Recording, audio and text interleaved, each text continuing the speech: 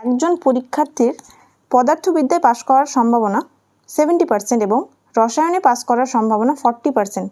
তার মানে তুমি পি অফ পদার্থবিদ্যাকে ফিজিক্স পিএইচ দিয়ে লিখতে পারো, যে বলে দিয়েছে 70% মানে 70-এর 100 ইকুয়ালস টু 7-এর 10।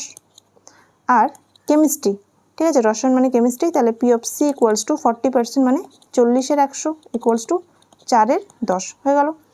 এবার বলেছে দুটি বিষয়ের মধ্যে একটিতে, মানে এক্স্যাক্টলি ওয়ান, ঠিক আছে, হয় ফিজিক্সে করবে অথবা কেমিস্ট্রিতে করবে, ওই পরীক্ষার্থীর পাস করার সম্ভাবনা বার করতে বলেছে, ঠিক আছে। আচ্ছা, এদের কমপ্লিমেন্টগুলো বার করে নাও, যে পি অফ এটার কমপ্লিমেন্ট কত হবে, 1 থেকে মাইনাস করতে হয়, ইকুয়ালস টু 3/10, আর কেমিস্ট্রিতে পাস না করার সম্ভাবনা 1 - 4/10 ইকুয়ালস টু 6/10 হয়ে গেল।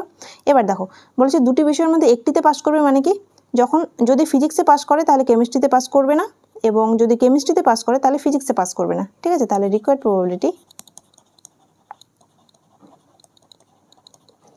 Equals to P of C, মানে ধরে নাও যখন কেমিস্ট্রিতে সে পাস করছে, ইন্টু তাহলে সে ফিজিক্সে পাস করবে না, এটার কমপ্লিমেন্ট হয়ে যাবে, অথবা সে কেমিস্ট্রিতে পাস করছে না তাহলে সে ফিজিক্সে পাস করবে, পি অফ ফিজিক্স, ঠিক আছে।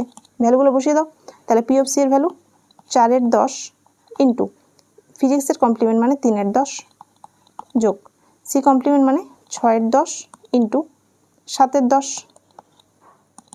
3 4 12, 12-এর 10, তাহলে 12 প্লাস 6 7 42 বাই 100 ইকুয়ালস টু 40 50 54/100, মানে কাটাকুটি করে দাও এটাকে, 54/100, তাহলে 27-এর 50, 27-এর 50, অপশন ডি।